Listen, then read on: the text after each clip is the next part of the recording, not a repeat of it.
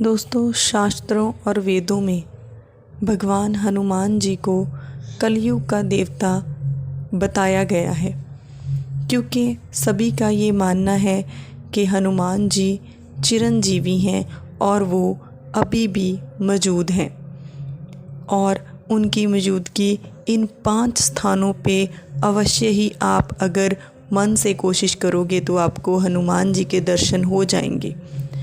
कहा जाता है कि जो भी सच्ची श्रद्धा से हनुमान जी की पूजा करेगा उसे भगवान दर्शन जरूर देंगे। इसीलिए इन्हें कलयुग का जीवित या फिर जागृत देवता कहा गया है। पहली जगह वो है जब तुलसीदास जी ने भी कलयुग में भगवान हनुमान जी की मौजूदगी का जिक्र किया है। तुलसीदास जी को हनुमान जी की कृपा से ही भगवान राम जी और लक्ष्मण जी के दर्शन प्राप्त हुए थे।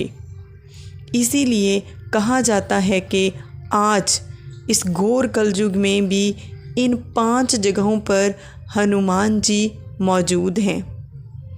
आइए जानते हैं कि वो कौन कौन सी जगहें हैं।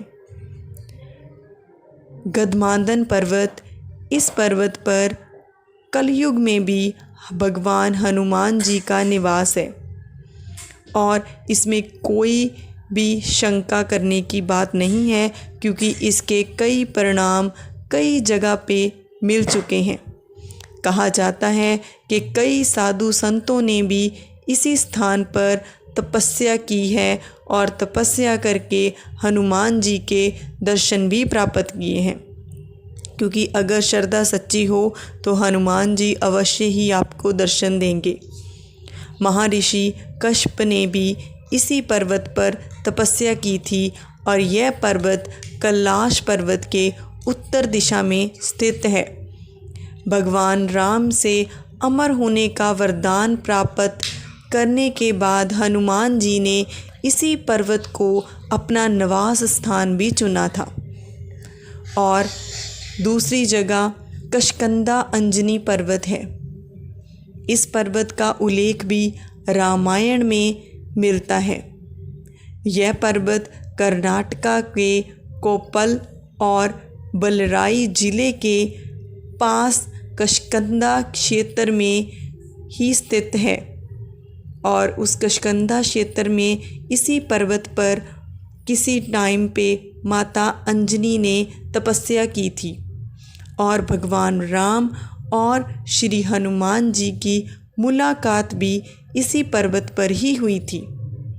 तो इसीलिए कहा जाता है कि कलयुग में भी इस स्थान पर, इस पर्वत पर हनुमान जी का निवास है और हनुमान जी यहाँ पे निवास करते हैं, क्योंकि ये उनकी प्रिय जगह थी।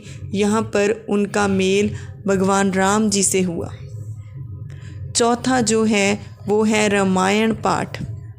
दोस्तों, शास्त्रों में कहा गया है कि जहाँ भी रामायण का पाठ होगा वहाँ पर किसी न किसी रूप में भगवान श्री हनुमान जी जरूर उपस्थित रहेंगे।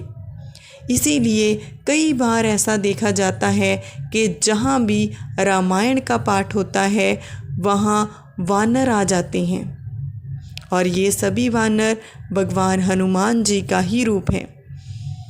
और 5वां जो नुक्ता है वो ये है कि अगर आप राम जी की भक्ति करते हो, क्योंकि भगवान हनुमान जी केवल अपने भक्तों के ही लिए ही नहीं बल्कि श्री राम जी के भक्तों के मन में भी बसते हैं। रामायण में भी उल्लेख मिलता है कि जब भगवान राम पृथ्वी लोक पर परित्याग कर रहे थे तब उनके साथ भक्त हनुमान जी भी जाना चाहते थे, लेकिन राम जी ने कहा, हे हनुमान, जब कलयुग का समय आएगा और धर्म का खात्मा हो रहा होगा तब जो भी राम भगत होंगे तुम उनके दिलों में रहना।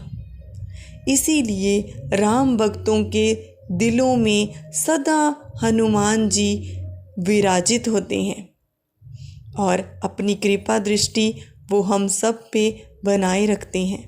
सच्ची श्रद्धा से हनुमान जी का नाम लीजिए। जय श्री हनुमान।